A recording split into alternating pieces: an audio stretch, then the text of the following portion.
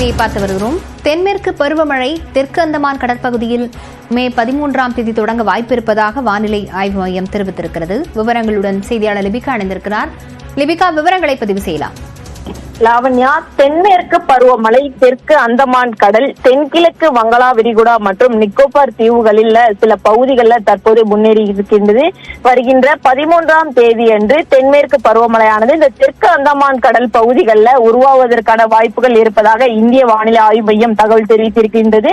தொடர்ச்சியாக தமிழகத்தை பொறுத்தவரை தென்மேற்கு பருவமழை என்பது மே மாதம் இறுதி வாரம் அல்லது ஜூன் முதல் வாரத்துல தொடங்குவதற்கான சாத்தியக்கூறுகள் இருப்பதாகவும் தெரிவிக்கப்பட்டிருக்கின்றது. குறிப்பாக தென்மேற்கு பருவமழையை பொறுத்தவரை தமிழகத்தின் மேற்கு மாவட்டங்கள், கேரளா, கர்நாடகா உள்ளிட்ட பல்வேறு மாநிலங்களுக்கு பருவமழை என்பது தென்மேற்கு பருவமழை தான் ஒரு முக்கிய பிரதானமாக இருந்து வருகின்றது. இந்த பருவ காலத்தில் கேரளா, கர்நாடகா மாநிலங்கள்ல அதிக மழை பெய்தால் மட்டும்தான் தமிழகத்திற்கு பல்வேறு அணைகளுக்கும் நீர் என்பது அதிக அளவில் நிரம்புவதற்கான சாத்தியக்கூறுகள் இருக்கின்றது. அந்த வகையில் தற்போது தென்மேற்கு பருவமழை என்பது தமிழகத்தை பொறுத்தவரை ஜூன் முதல் வாரத்தில் தொடங்குவதற்கான சாத்தியக்கூறுகளும், தெற்கு அந்தமான் கடல், தென்கிழக்கு வங்களா விரிகுடா பகுதிகளில் மே 13 அன்று தொடங்குவதற்கான சாத்தியக்கூறுகள் தற்போது இருப்பதாக இந்திய வானிலை ஆய்வு மையம் தகவல் தெரிவித்திருக்கின்றது.